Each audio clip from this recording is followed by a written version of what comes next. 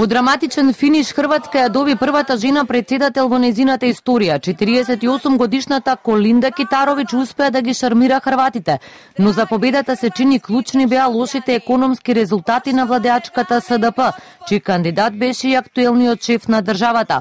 Во поделената Хрватска Китаровиќ ветува просперитет и работа. Јас не се предавам, заедно ќе работиме за Хрватска и не давам никој да ми каже дека Хрватска нема да биде просперитетна и богата. Ќе биде меѓу најразвиените земји на Европската унија и светот. Господја Грабар Китаровиќ победи на демократскиот надпревар и затоа јас и честитам. Разликата меѓу нас е многу мала, но тоа е суштината на демократијата. Политиколозите анализираат дека Хрватска не памети кога била волку поделена и стравуваат дека тоа дополнително ќе се акцентира до одржувањето на парламентарните избори на крајот на годинава. Партиските лидери најавија дека ќе се борат за секој гласач. Владата сега е единствена брана која може да спречи враќање на криминалците на власт. Таа е председателка која нема да биде експонат на ХДЗ и ќе работи со идната хрватска влада која доаѓа на крајот на годината.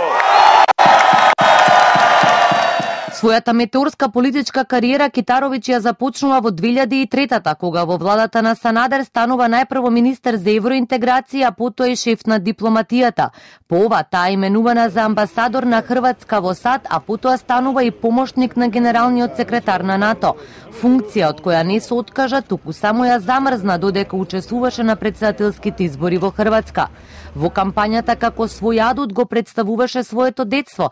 Родена е во село близу риека и пораснала молзејки крави, но од друга страна се промовираше и како жена која може рамо до рамо со политичарите од светски ранг да ја крои глобалната политика. Критичарите пак и забележуваа дека недоволно го познава уставот и ингеренциите на председателот и дека не успева докрај да се огради од националистичката реторика на поддржувачите на ХДЗ.